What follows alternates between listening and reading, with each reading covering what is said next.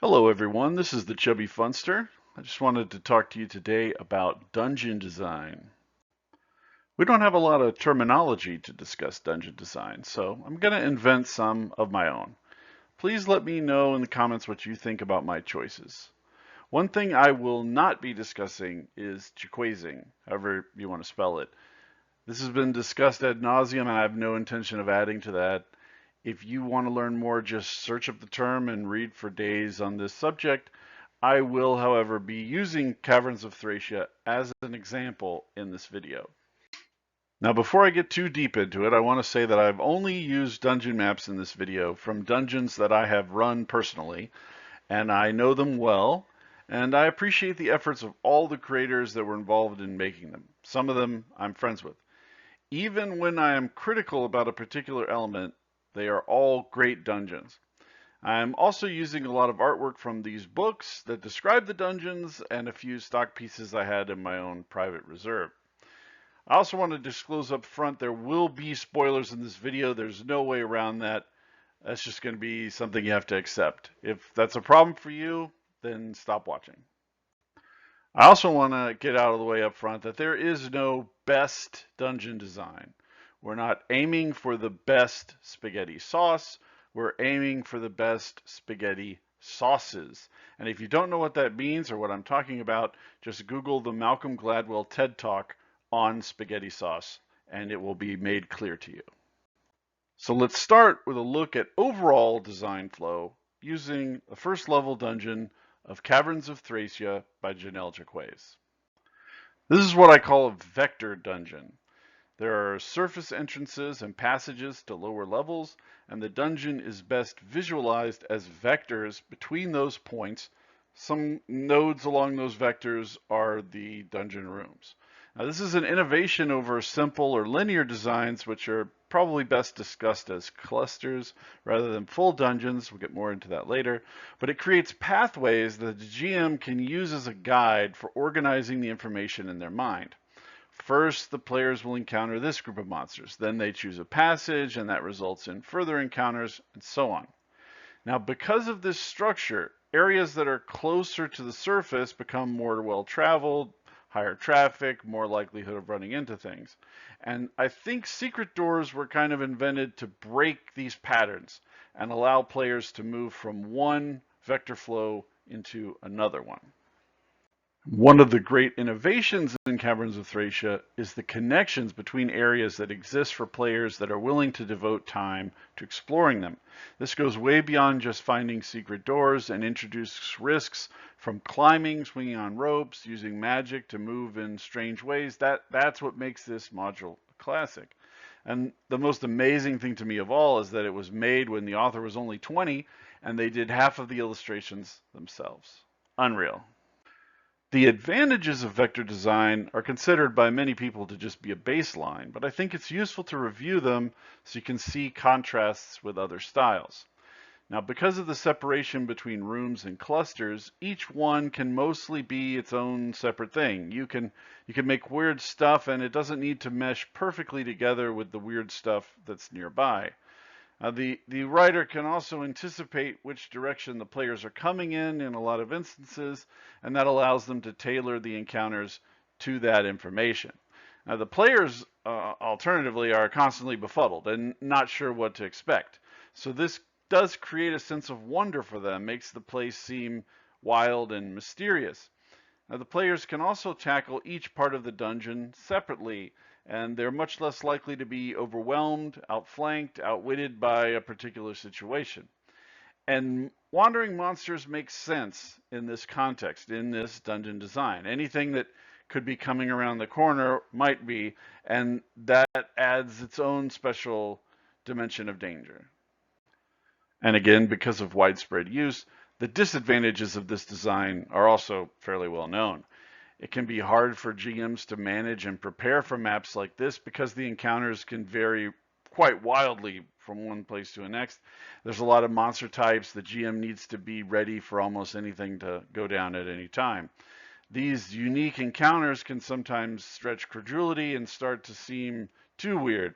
Why are these guys in this room, not just going right down the hall and dealing with the problem that's in that room? Or there's the proverbial, how the hell did this dragon even get into this cave? But there's also a coordination problem among enemies that should get along or be allied. And why are they stationed so far apart? Why aren't they talking to each other more often? They can't support each other very well, even when they do have a shared allegiance that's established in the text. And why are there traps in this hallway when just about anybody could be walking by? They would have already been triggered.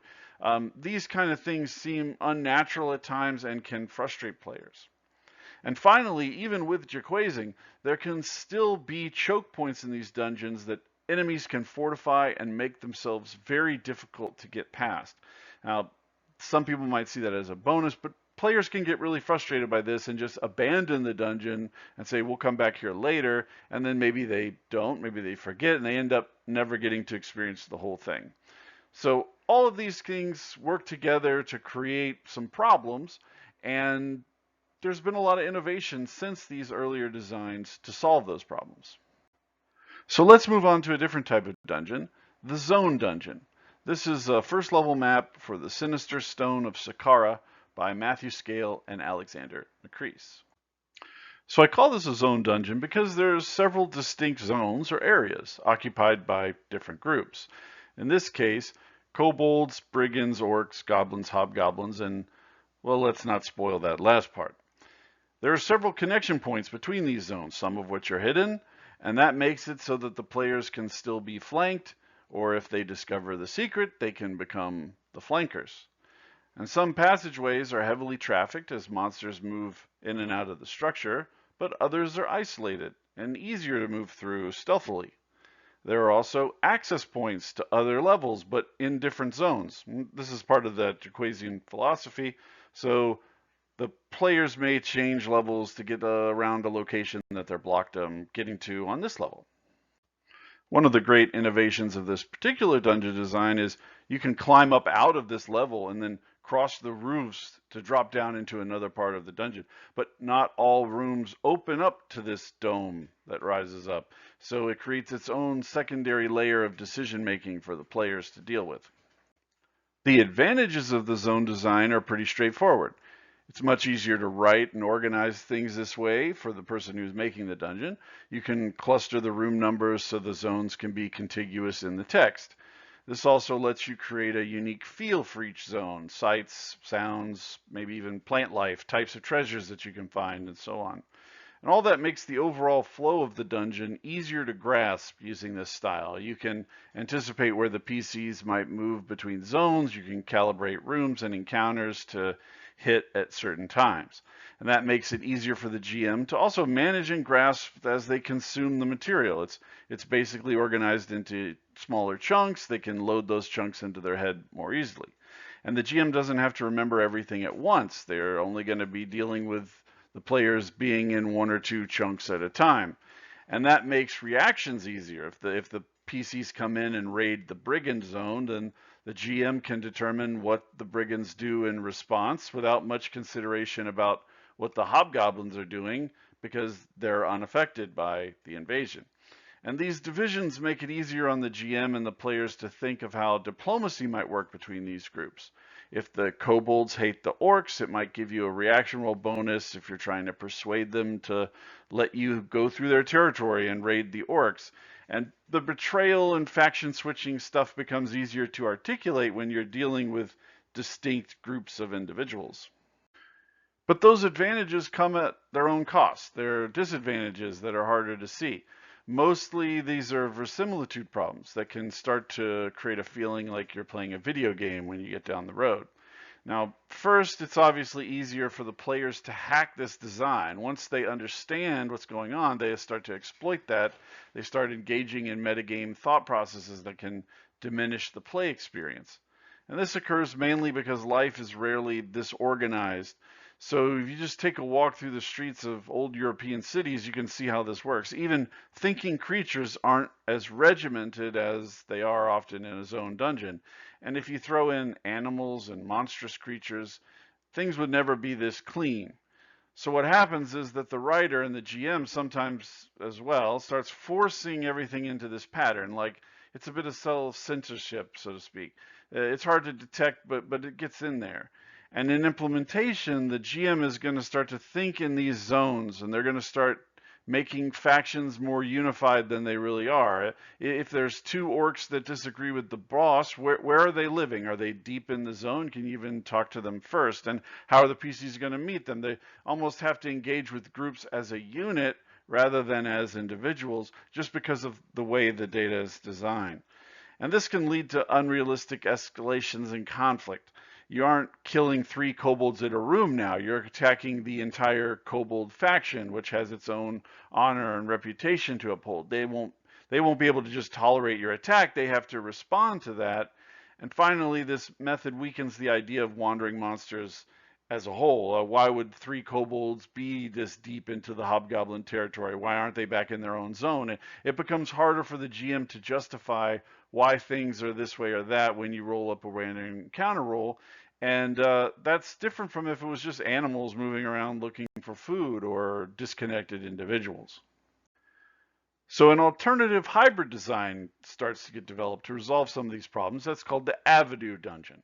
This one is a first level map of Dwimmermount by James Malaszewski. So I call this an Avenue Dungeon because there are large corridors that allow movement deep into the structure, like an arterial roadway. And this allows the creation of many interlocking connections across the map, but you can still maintain good traffic flow. Now, sometimes clusters of rooms can function similar to zones with a few well-defined points of entry and a common theme. And the access points to other levels will still serve as choke points, and you know that the players have to pass through there. But the avenues allow you to reach those choke points much more quickly. And this style on a few critical levels of the dungeon can turn other entire dungeon levels into their own unique zones that connect into this infrastructure. So it's kind of like a map of the entire location. Now, the advantages of avenue design are a mix of the two previous styles. So many encounters can be their own separate thing, and that allows you to have a lot of customization. Even with the avenues, players are still not sure what's going on. It's harder to hack the dungeon. There's a lot of doors that still lead to unexpected stuff, and that can be confusing. The players can also separate and isolate their enemies in certain circumstances, better than in a zone dungeon, but not as well in a vector dungeon. Wandering monsters make sense in this model as well because there is much more free flow between the sections. But diplomacy is still possible with some groups, particularly in specific room clusters where allied creatures exist. And this adds a layer of convenience, as once the level is cleared out of opposition, the broad avenues make passing through the area much easier. The disadvantages of the avenue design are also mixed.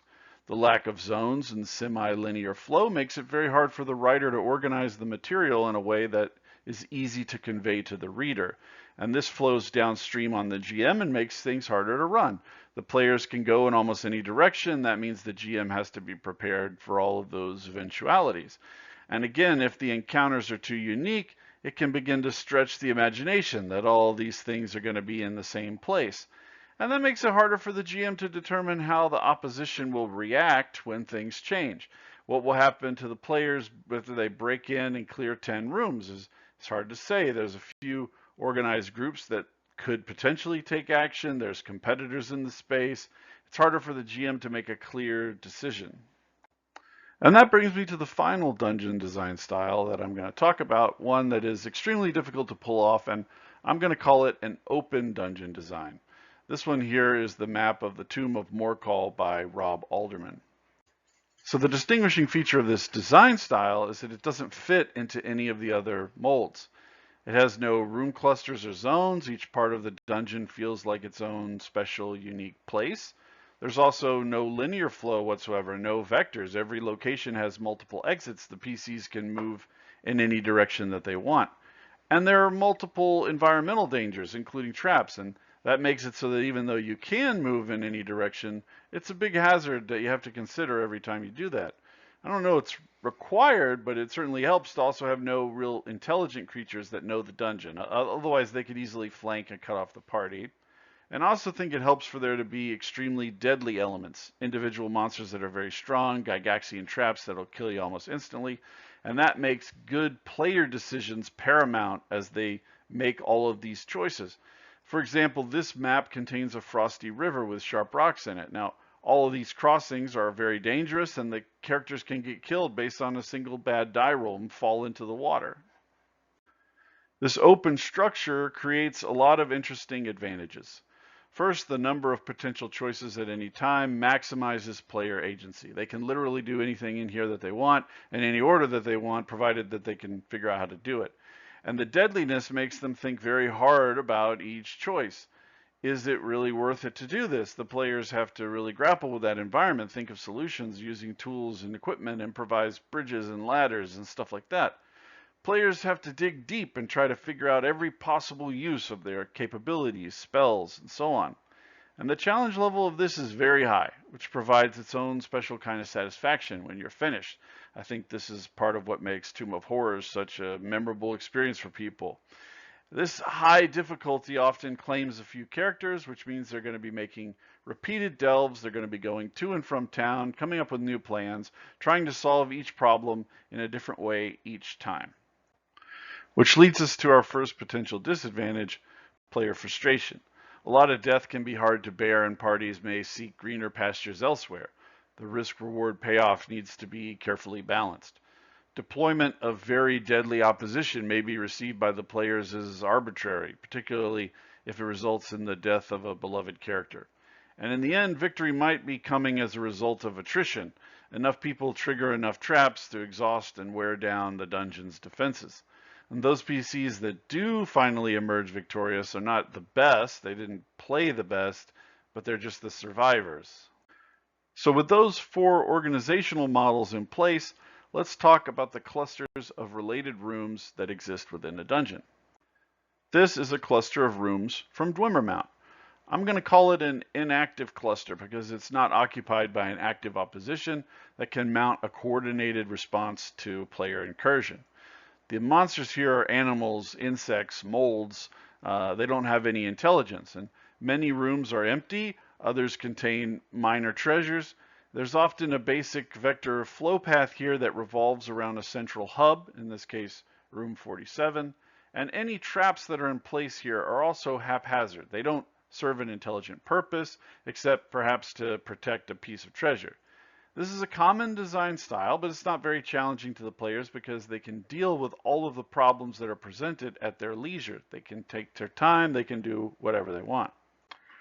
This is a cluster of rooms from Caverns of Thracia. I'm going to call it a reactive cluster because it's inhabited by a small group of cultists that are coordinated and will work together to solve their problems and react to incursions. Treasure is concentrated in locations that are easier to defend rather than widely dispersed. The defenders know this, and they're going to fall back to those locations if they get attacked.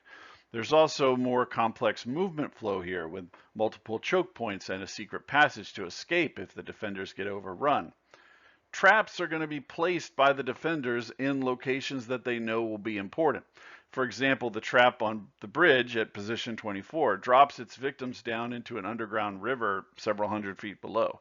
All of the cultists know about this trap and they avoid it. And when the PCs attack, the cultists will pull back and wait for an unsuspecting player to fall to their death. There are much more challenging things here than an inactive cluster for obvious reasons. And in many cases, this is better.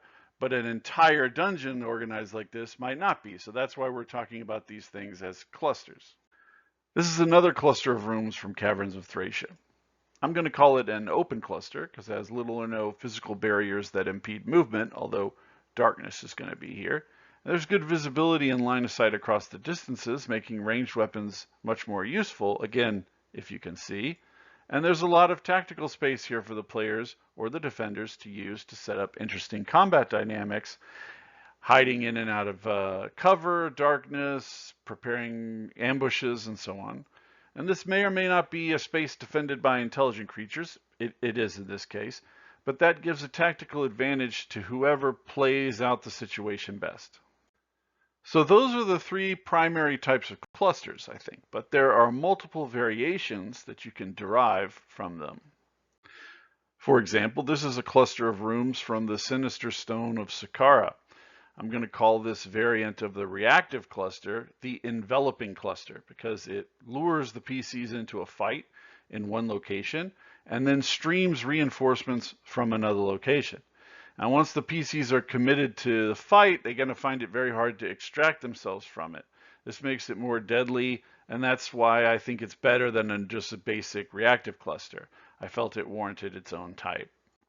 And here's another cluster of rooms from the Sinister Stone of Saqqara. I'm going to call this a keystone cluster. It's also a variant of a reactive cluster because there's an intelligent opposition, but there are no vector positionings that can help them organize their defense.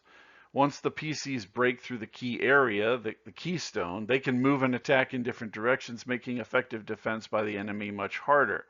Locations where treasure is concentrated can guide the GM on how the NPCs might organize their defense, but the complex movement flow can make that very challenging.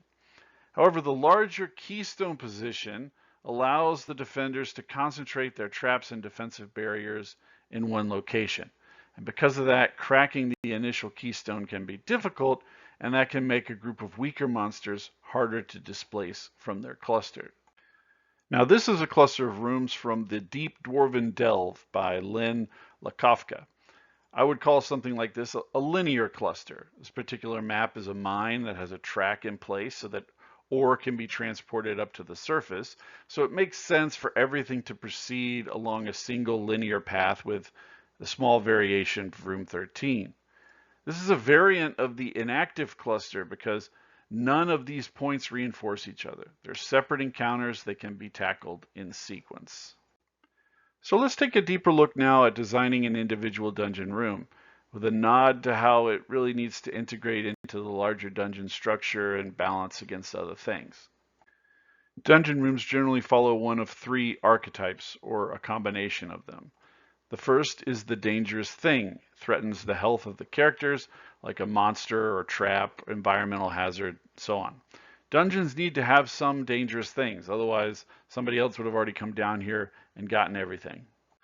The second is the interesting thing, something not especially valuable, but it could be useful to the players in a lot of ways.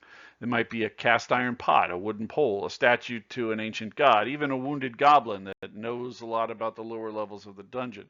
The players have to figure out how to benefit from whatever they discover. And the third is the valuable thing. This is why the characters are even here in the first place.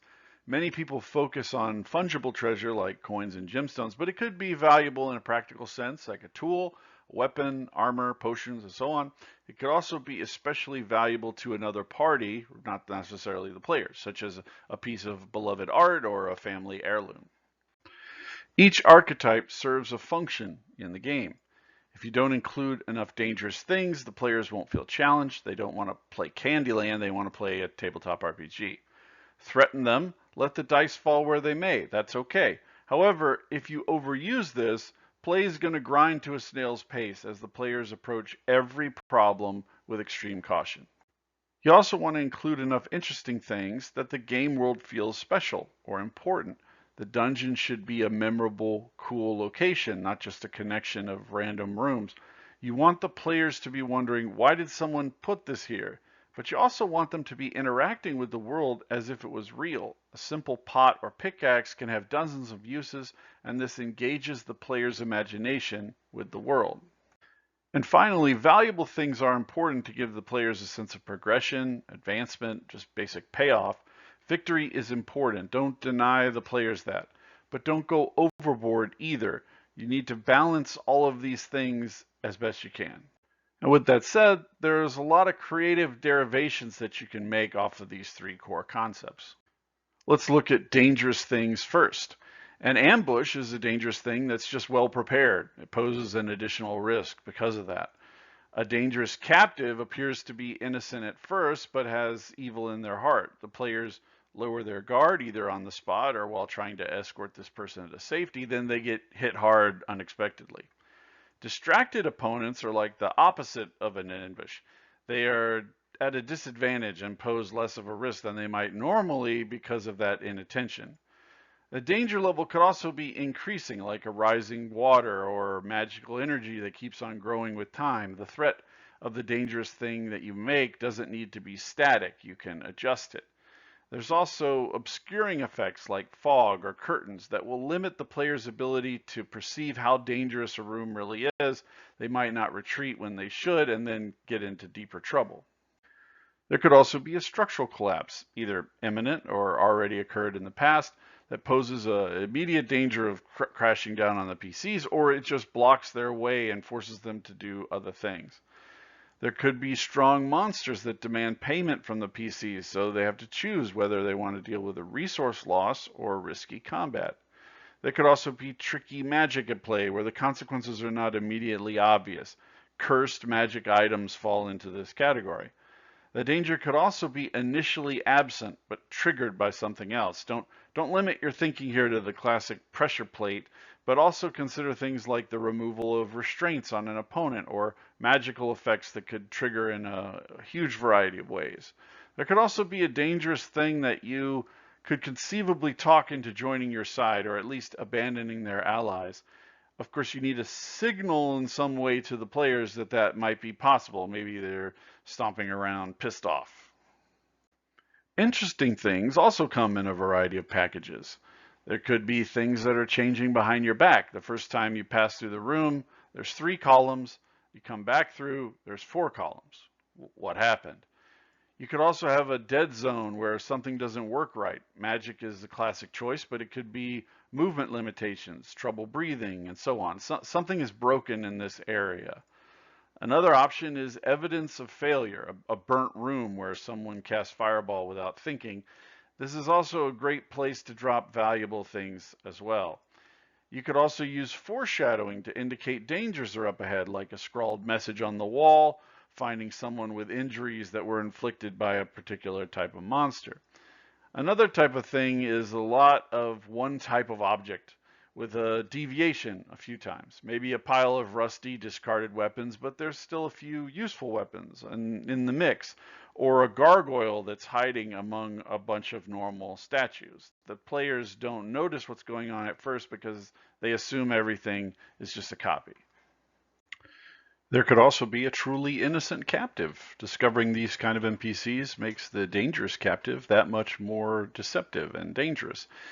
But the captive could also be valuable as a bargaining chip or a resource. It could become kind of a hybrid of an interesting thing and a valuable thing.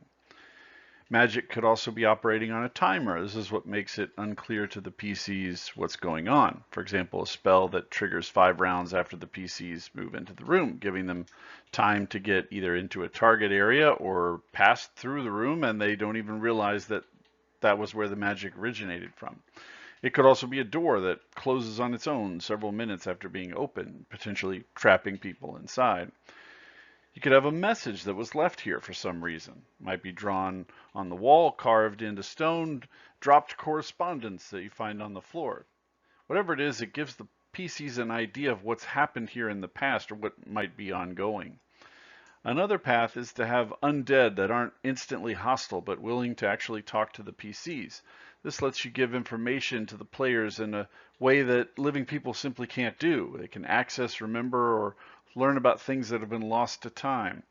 Finally, you can have some kind of teleportation effect, either within the dungeon or to some distant location. That might be useful or harmful. It'll dramatically change the experience, whatever it is, but it will be interesting. With valuable things, there's a lot of variations as well. The PCs could walk into the aftermath of a battle with lots of loot lying on the ground. Of course, there might still be survivors in the room or nearby. What are they going to think about the PCs looting their stuff? You can also conceal valuable objects in the environment or inside of other objects, places people might not think to look. And you could have an object that looks valuable but has unexpected qualities. It might mark the PCs as member of an unknown faction without them even knowing that they're marking themselves, or it could have a weird side effect, and so on. You can also make a valuable object very fragile, so the PCs have to exercise a lot of care and caution to get it out of the dungeon without breaking it. If they get attacked and they accidentally drop this delicate porcelain vase, it's going to break and be worthless. You can also have an object that only appears valuable but actually is worthless, like a fake gemstone made out of cheap glass. You could also make information the treasure here and make that worthless as well. Rumors that don't pan out, notes that are lies. The room itself could be a valuable object if it can serve as a safe haven for the PCs to rest and recover from the dangers that are around them. This is its own special kind of value. It could also be a secret meeting location for a group of NPCs. Perhaps the Thieves Guild comes here every third full moon to discuss business. Knowing the secret is a kind of value. And finally, the value could be real but difficult to remove. Statues that are too heavy, objects that are too big to fit through the door. Things like this make the players have to work hard and think of alternative solutions in order to get paid. The question of how much treasure to give out has plagued D&D from the very beginning, and there's no right answer per se. My personal philosophy is that treasure should be significantly non-fungible. A lot of it should come from inherently useful items. Coins are really just numbers that can be turned into other things. If you give players rewards in the form of discrete items, that makes them think hard before they sell them off for coins. It's much more realistic and it grounds the players in the world. The dungeon should also react to the actions of the PCs. I'm going to use Caverns of Thracia to demonstrate. There are lizardmen here looking for loot. If the PCs don't engage them or fight them and don't manage to kill them off, there's a highly likely chance that they will just leave. The next time the PCs come in here, there should probably be no lizardmen. In the adjacent hallway, there are gnolls. They work for a faction on the floor below, and this is a forward defense post of that group. If these gnolls take losses or are wiped out completely, that faction will probably replace them. They might also reinforce this position, lay additional traps, build barricades, and so on. They know that the PCs are a potential threat. They're not just going to wait for them to walk in the open front door next time. In different part of this dungeon, there are cultists. If the PCs attack them from an unexpected direction, they may expand their territory to provide better defense. If a lot of time passes, they may bolster their numbers anyway and need more territory to accommodate new arrivals. And this area of the map is controlled by mindless undead. They aren't going to be doing anything different no matter what the PCs do or don't do in these areas. The dungeon is a living thing. If you are the designer, you need to take time to think about how it might change in reaction to the PCs and provide information that might help the GM decide how to do that. It could make their experience at the table much better, particularly if they're inexperienced. A special part of reaction response is restocking, putting stuff into the dungeon that wasn't there initially. What happens if everyone in this cluster, or this entire zone, or this entire dungeon level gets wiped out? What's going to happen next? Are monsters going to move from the lower levels up to expand their territory? Or maybe creatures or NPCs like a band of dwarves migrate in from the outside? Did this structure belong to someone in the past? Are they going to be eager to reclaim it? Are they going to want to know that it's clear? These are serious questions to consider. In most cases, the campaign will not be ending once this dungeon is cleared. The players may never clear it. They may just make a few forays. So the long-term outcomes of these decisions are important. This is not just a minor matter to throw away. It certainly wasn't for these guys. So I think that's all I have to say about dungeon design right now. Thanks for listening and keep on delving.